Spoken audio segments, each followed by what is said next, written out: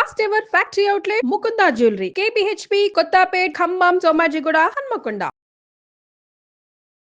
నమస్కారం, మీరు చూస్తుంది సుమన్ టీవీ. నేను మీ కీర్తి. నాతో పాటు ప్రముఖ ఆస్ట్రాలజర్ గోరుగుంట్ల సురేష్ బాబు గారు ఉన్నారు. నమస్తే అండి. కీర్తి గారు నమస్కారం అండి. నమస్తే. సింహరాశి వారికి ఏప్రిల్ నెలలో ఎలా ఉంటుందో తెలుసుకుందామండి ఈరోజు.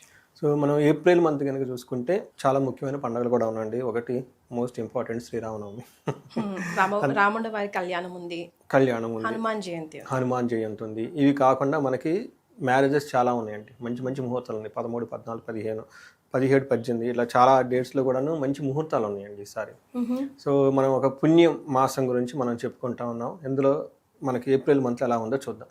సింహరాశి కనుక మనం చూసుకుంటే ఇందులో మఖా 1, 2, 3, 4 పాదాలు, పుబ్బా 1, 2, 3, 4 పాదాలు, ఉత్తర ఫస్ట్ పాదం అంతా సింహరాశిలో ఉంటారు. పేరు బలం కనుక మనం చూసుకుంటే వీళ్ళకి మా, మీ, ము, మే, మో, టా, టీ, టు, టే అన్న అక్షరాలంతా కూడా సింహరాశిలో వస్తారండి. మాధవి, మా చాలా మంది ఈ పేర్లు కూడా కామన్గా ఉండే పేర్లు అండి ఇవంతా. తర్వాత మనకి గ్రహస్థితి, గ్రహ సంచారం బట్టి కనుక చూసుకుంటే సూర్యుడు మేషరాశిలో ఏప్రిల్ 14వ తారీఖున వెళ్తూ ఉన్నారండి. తర్వాత శుక్రుడు వచ్చేటప్పటికి మీనరాశిలో, కుజుడు కర్కాటక రాశిలో ఉన్నారండి. వీటితో పాటు బుధుడు కూడా మనకి మీనరాశిలో ఉన్నారండి. ఈ యొక్క గ్రహస్థితిని బట్టి మనం చూసుకుంటే సింహరాశి వరకు ఎలా చూద్దాం. ఇంకొకటి మనకి ఈ సింహరాశి వాళ్ళకి షష్టగ్రహ కూటమి చూసుకుంటే చాలా హైలైట్ చేసి చాలా భయపెట్టించేసారు కొంతమంది అయితే. అవునండి, లక్కీగా నేను భయపెట్టే వాళ్ళలో లేనండి. నేను అసలు దాని గురించి వీడియోనే చేయలేదు. యాక్చువల్గా నేను మా టీం చాలా డిస్కస్ చేసుకున్నాము. ఆ వీడియోలు అంతా ప్రభావం మన మీద పడి మనం ఇప్పుడు వ్యూస్ రావాలంటే మనం కూడా ఒక సెన్సేషన్ క్రియేట్ చేసేటట్టు ఉండాలి. యాక్చువల్గా అయితే ఇక్కడ అంతా ఏమీ లేదు. బట్ ఇక్కడైతే ఉందండి. ఎక్కడ మనకి పొలిటికల్గా జియో పొలిటికల్ లెవెల్ ఎఫెక్ట్ పడుతుంది, కానీ ఇండివిజువల్ లెవెల్ అంత ఎఫెక్ట్ పడదండి. చాలా రాష్ట్రాలకు పడదండి.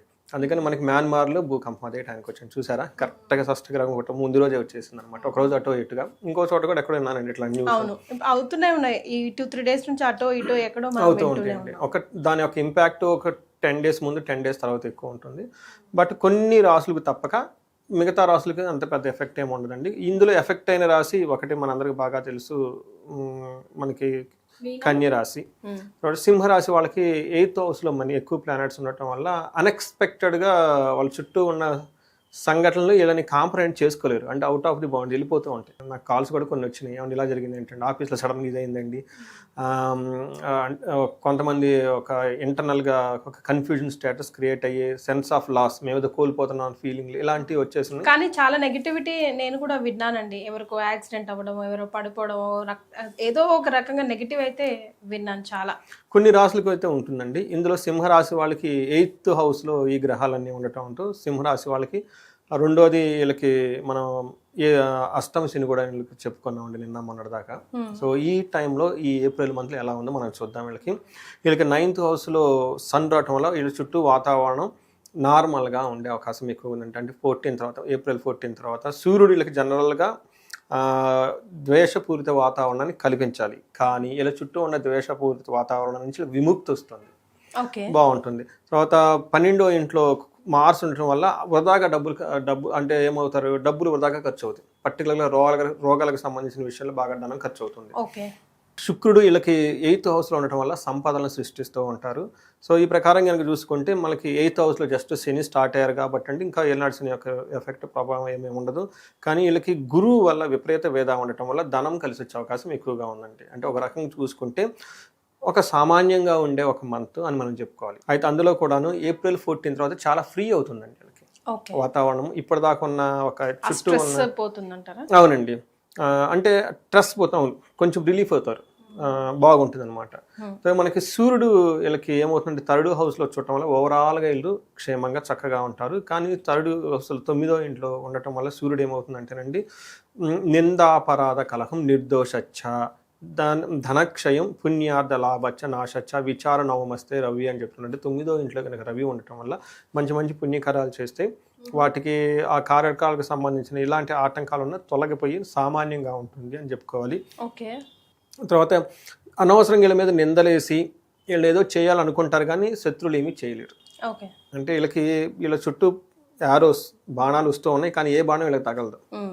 ఆ లక్ ఖచ్చితంగా బాణాలు అయితే వస్తే వీళ్ళు భయపడకూడదు, అవి వీళ్ళకి తగలకుండా వెళ్ళిపోతాయి. అందుకని సూర్యుడు వీళ్ళకి ఓవరాల్గా మంచి చేస్తూ ఉన్నాడు.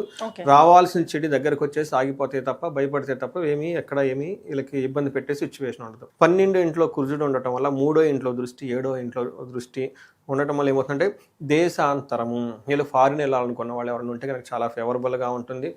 తర్వాత స్త్రీలతో సంబంధించి లేదంటే పురుషులకు సంబంధించిన వాళ్ళతో ఎక్కువ గొడవలు పడే అవకాశం ఎక్కువగా ఉంటుంది. తర్వాత ధననాశనము, బంధుద్వేషం జరిగే అవకాశం ఎక్కువగా ఉంది. 3వ ఇంట్లో అగైన్ దృష్టి ఉండటం వల్ల ధనలాభం చూపిస్తుంది, ఆరోగ్యంగా ఉంటారు, శత్రువుల మీద వృద్ధి కలిగిస్తుంది, కీర్తి ప్రదేశాలు బాగుంటాయి, బంగారు వస్తువులు కొనే అవకాశం వీళ్ళకి ఎక్కువగా ఉంది. రియల్ ఎస్టేట్ వాళ్ళందరూ కూడా చాలా బాగా కలిసి వస్తుంది ఈ మంత్. సో 7వ ఇంట్లో ఉండటం వల్ల స్త్రీలకి భార్యతో మాట పట్టింపులు రావటము, తర్వాత సోదరునికి మనకి ఏమంటారు సిబ్లింగ్స్తో కొంచెం ప్రాబ్లమ్స్ వచ్చే అవకాశం ఎక్కువగా ఉంది. అయితే శుక్రుడు వీళ్ళకి 8th హౌస్లో ఉండేసి విశేషమైన యోగ్యతను తీసుకొని వస్తూ ఉన్నాడు అనమాట. ఎన్ని ప్లానెట్స్ ఉన్నా కానీ మనకి 8th హౌస్లో శుక్రుడు ఉండటం వల్ల ఏమవుతుందంటే వీళ్ళకి ధననాశం, మహాసౌఖ్యం, తర్వాత బంధుమిత్ర సమాగమ, రాజధనం, రాజదర్శనం, అర్ధప్రాప్తి. ఏంటంటే పై ఉన్న సీనియర్లని సుపీరియర్ని కలవటము, ధనం రావటము, బంధుమిత్రులతో చక్కగా కలిసి ఉండే వాతావరణం ఎక్కువగా ఉంటుంది, కీర్తి ప్రదేశాలు బాగుంటాయి, టయానికి మంచి ఫుడ్ తింటూ చేయాల్సిన పనులన్నీ చక్కగా చేసుకుంటూ వెళ్ళిపోతూ ఉంటారండి. ఈ ప్రకారంగా మనం చూసుకుంటే సింహరాశి వాళ్ళకి ఏప్రిల్ 14 తర్వాత ఈ షష్టాష్ట గ్రహం కోట్ల నుంచి ఒక్కోటో బయటపడేసి ఆ తర్వాత సూర్యుడు కూడా మారటం 9th హౌస్కి రావటం వల్ల అందులోని సూర్యుడికి విపరీత కాన్సెప్ట్ ఉండటంతో అంత ఇబ్బందులు పడాల్సినవి పడకుండా స్లోగా వాళ్ళకి ఏమవుతారంటే ఒక మంచి గ్రోత్, ఒక మంచి పాజిటివ్ అట్మాస్ఫియర్ వాళ్ళ చుట్టూ ఉండే అవకాశం ఎక్కువగా ఉంటుంది. రైట్.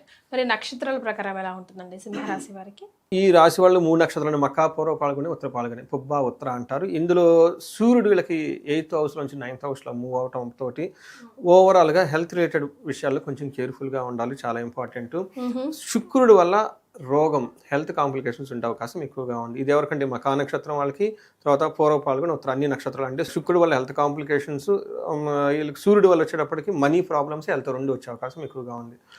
అయితే కుజుడు వాళ్ళకున్న పొజిషన్ బట్టి కనుక చూసుకుంటే క్షేమంగా ఉంటారు, ప్రతి నక్షత్రానికి చాలా క్షేమప్రదంగా ఉంటారు. బుధుడు కూడా వీళ్ళకి విపరీతంగా యోగ్యతను తీసుకొని వస్తూ ఉన్నారండి. వీళ్ళకి రాజ్యలాభము, విశేష రాజ్యలాభము చూపిస్తుంది. అంటే ఈ నక్షత్రం వాళ్ళకి 2 విషయాల్లో పాజిటివ్, 2 విషయాల్లో నెగిటివ్ చూపిస్తుంది. ఇందులో ప్రతి నక్షత్రం మఖ, పుబ్బ, ఉత్తర నక్షత్రాలకి ఎక్కడ పాజిటివ్ అంటే ఈ మంత్ అంతా ఓవరాల్గా క్షేమంగా ఉంటారు. రెండోది ప్రతి ఒక్కరికి రాజ్యలాభం ఉంది, ప్రమోషన్స్ వచ్చే అవకాశం ఎక్కువగా ఉంది. నెగిటివ్ ఎక్కడ జాగ్రత్తగా ఉండాలంటే ఫైనాన్షియల్ విషయంలో చాలా కేర్ఫుల్గా ఉండాలి, హెల్త్ విషయంలో జాగ్రత్తగా ఉండాలి. సో ఈ ప్రకారంగా కనుక చూసుకుంటే చక్కగా బాగుంది. మనకి లత్తా అని ఉంటుందండి, ఇది కొంతమందికి మాత్రమే ఎఫెక్ట్ అవుతుంది, అందరికీ ఎఫెక్ట్ అవ్వదు. గురువు వీళ్ళకి మకా నక్షత్రంలో లత్తా ఉండటం వల్ల పశు సంపద, ధన నాశనం అని చూపిస్తుంటుంది. అందుకని పశువుల విషయంలో ఎవరైనా అగ్రికల్చర్ రైతులు కానీ ఎవరైనా ఉన్నా కానీ, లేదంటే ధనం విషయంలో బంగారము, గోల్డ్ ఇలాంటి విషయాల్లో కొంచెం కేర్ఫుల్గా ఉండాలి, పోగొట్టుకునే అవకాశం ఎక్కువగా ఉంది. పూర్వ పాల్గొనే వాళ్ళు, ఉత్తర పాల్గొనే వాళ్ళకి చెస్ట్ రిలేటెడ్ ప్రాబ్లమ్స్ ఉండే అవకాశం ఎక్కువగా ఉంది. కొంచెం ఓవర్ గ్యాస్ట్రైటిస్ రావటం, చెస్ట్ పట్టుకున్నట్టు ఉండటం, ఆస్మా వాళ్ళు, లేదంటే మనకి ఇదేం చెప్తారు కొంచెం హార్ట్ అటాక్, ఇలాంటి వాళ్ళు ఎవరైనా ఉంటే కొంచెం చెస్ట్ కంజెస్టెడ్గా ఉండే అవకాశం ఎక్కువగా ఉంది. అంటే ప్రికాషన్స్ తీసుకోవటం, వాకింగ్గా చేయటం, తర్వాత ఫుడ్ చక్కగా తీసుకోవటం, లైట్ ఫుడ్ తీసుకోవటం. అందులో సమ్మర్ కదండి, కొంచెం ఆయిల్ ఫుడ్స్ లాంటివి అవాయిడ్ చేసి చక్కగా కూల్గా ఉండే ఫుడ్లు తీసుకుంటే చాలా బాగుంటుంది. ఉత్తర పాల్గొనే వాళ్ళకి బ్లడ్ రిలేటెడ్ జ్వరాలు కానీ ఏమన్నా వచ్చే అవకాశం ఎక్కువగా ఉంది. ఒక 10 days జాగ్రత్తగా ఉండాలండి. సో ఓవరాల్గా చూసుకుంటే ఈ ఒక సామాన్యంగా ఉండే సింహరాశి అని మనం తెలుసుకోవాలి. రైట్. మరి ఏం రెమెడీస్ పాటిస్తే బాగుంటుంది అంటారండి? హెల్త్ పరంగా, ఫైనాన్షియల్గా 60-40 కనిపిస్తూ ఉంది కదా? అవునండి. వీళ్ళకి శుక్రుని వల్ల హెల్త్ ప్రాబ్లమ్స్ వచ్చేస్తుంది కాబట్టి శుక్ర గ్రహానికి సంబంధించి శుక్రవారం పూట చక్కగా అమ్మవారికి, లక్ష్మీ అమ్మవారికి చేసుకుంటే చాలా బాగుంటుందండి. ఇంతే కాకుండా ఎవరైనా గనక ఇంట్లో ఉంటే మనకి తులసి చెట్టుకి మనకి ఏమంటారంటే నువ్వుల నూనెతో గనక దీపారాధన చేస్తూ ఉంటే మంత్ అంతా శుక్రుని వల్ల ఉండే ప్రాబ్లమ్స్ ఏమైనా ఉంటే పోతాయండి. తర్వాత బొబ్బర్లు ఇలాంటి దానం చేసినా కానీ బాగుంటుంది. ఇంకా చెయ్యగలిగితే ఇది పుణ్యమాసం కాబట్టి అండి, సుహాసిని పూజ అని ఉంటుంది. చిన్న పిల్లలకి ఇంటికి తీసుకొచ్చేసి వాళ్ళకి కొంచెం తాంబూలం పెట్టడం, స్వీట్లు ఏమైనా ఇవ్వటం, బిస్కెట్లు ఏమైనా ఇవ్వటం, వాళ్ళకి అట్లా ప్రసాదం లాగా పెడితే ఆ దోషం పోతుందండి, శుక్రుడు పెట్టే దోషం పోయి. అంటే ఇలానే కొంతమంది ఏజ్డ్ లేడీస్ ఉంటారు బాగా, వీళ్ళకి వస్త్రాలు దానం చేసినా కానీ వాళ్ళు కొంచెం ఇబ్బందులు పడుతూ ఉంటారు, అలాంటి వాళ్ళకి హెల్ప్ చేసినా కానీ బాగుంటుంది. సూర్యుడి వల్ల వీళ్ళకి మనీ ప్రాబ్లం ఉంది కాబట్టి అండి, వీళ్ళకి సూర్యుడికి సంబంధించి పర్టికులర్గా ఏదైనా ఒక మంత్రం చెప్పుకుంటే చాలా బాగుంటుందండి. పర్టికులర్గా మనకు వచ్చేటప్పటికి ఆదిత్య హృదయ స్తోత్రం అని ఉంటుంది, బాస్ నుంచి ప్రాబ్లమ్స్ ఉన్నవి చేస్తే పోతుంది. ఇంకా గాయత్రి మంత్రం జపం చేసుకున్నాం, తర్వాత మనకి అగ్నిహోత్రము చేస్తున్నా అంటే సంధ్యావందనం చేసే ఆచారం ఎవరికైతే ఉంటే కనుక ఈ మంత్ తప్పకుండా, కొంతమంది రెగ్యులర్గా చేస్తారు, కొంతమంది రెగ్యులర్, బట్ ఈ టైంలో కనుక చేస్తే చాలా బాగుంటుంది, కలిసి వస్తుందండి. ఇంతవరకు చేస్తే బాగుంటుంది. అయితే ఫారిన్ వెళ్ళాలనుకున్న వాళ్ళకి, క్షేమంగా ఉండాలనుకున్న కూడా చాలా అనుకూలమైన టైం ఉంది. తర్వాత మనకి మెర్క్యూరీ బుధుని వల్ల వీళ్ళకి రాజ్యశ్యామల రాజ్య లాభం కనిపిస్తుందండి. ఎవరికైనా అంటే ప్లానెట్స్ వీళ్ళకి అనుకూలంగా ఉన్నాయండి, ఒక ప్రమోషన్స్ రావడానికి, ఉన్నతంగా ఎదగటానికి చాలా అనుకూలమైన వాతావరణం. ఈ టైంలో ఇంకా వాళ్ళకి ఏదైనా కనుక ఒక ఎనర్జీ కావాలి, అమ్మవారి యొక్క కృప కావాలంటే రాజ్యశ్యామల ఒక 2 days ఒక యాగం లాగా చేస్తే చాలా పాజిటివ్ వైబ్రేషన్స్ ఉంటాయండి, చక్కగా వస్తారు. పర్టికులర్గా అది మనకి నాయకత్వ లక్షణాలు ఎవరైనా కావాలనుకుంటారో అది మనకి ఏమని చెప్తారు, ఒక కార్పొరేట్ కంపెనీలో కానివ్వండి, లేదంటే కొంతమంది ట్రూప్ ఉంటుంది వాళ్ళ దగ్గర మ్యూజిక్ డైరెక్షన్లో, అట్లాంటి వాళ్ళు ఉన్నవాళ్ళు కానివ్వండి, లేదంటే ఒక చైర్మన్ అవ్వాలి, ఒక హోదాలో కూర్చోవాలి, పొలిటిక్స్లో ఉండాలి, వీళ్ళకి రాజశ్యామలో చాలా చాలా యోగ్యతను ఇస్తూ ఉంటుందండి. నేను చాలా మంచి రిజల్ట్ రావడం చూశానండి. అంటే వాళ్ళ టోటల్గా పూజ అయిపోయిన తర్వాత వాళ్ళ జాబ్ గురించి వాళ్ళ పర్సెప్షన్ మారిపోతుందండి. మరి అంతకుముందు చేసే వాళ్ళ విధానం, వాళ్ళ థింకింగ్ అంతా మారిపోతుంది. ఒక బ్లిస్ ఉంటుందండి. జనరల్గా ఇందులో ప్రెషర్ ఉంటుంది కదండి. ఎప్పుడైతే మన నాయకత్వ లక్షణాలు అంటామో ఇదేమవుతుందో అదే అవుతుందని భయం ఉంటుందండి. అలా కాదండి, ఒక ఫ్లోలో వాళ్ళు వెళ్ళిపోతూ ఉంటారండి, వాళ్ళ మైండ్ థింకింగ్ కూడాను. సో ఇలాంటి స్టిల్ ఎంజాయ్ చేయాలంటే ఎన్నో మనకి మన మహర్షులు వేదాల్లో పూజల్లో రకరకాల పెట్టారండి. ఇండివిజువల్గా వాళ్ళకి ఏమన్నా కనుక ఛాలెంజెస్ ఉంటే మనకి కన్సల్ట్ అయితే వాళ్ళకి హెల్ప్ చేయొచ్చు. డెఫినెట్గా అండి. సింహరాశి వారికి ఏప్రిల్ నెలలో ఎలా ఉందో తెలియజేశారు. ధన్యవాదాలండి.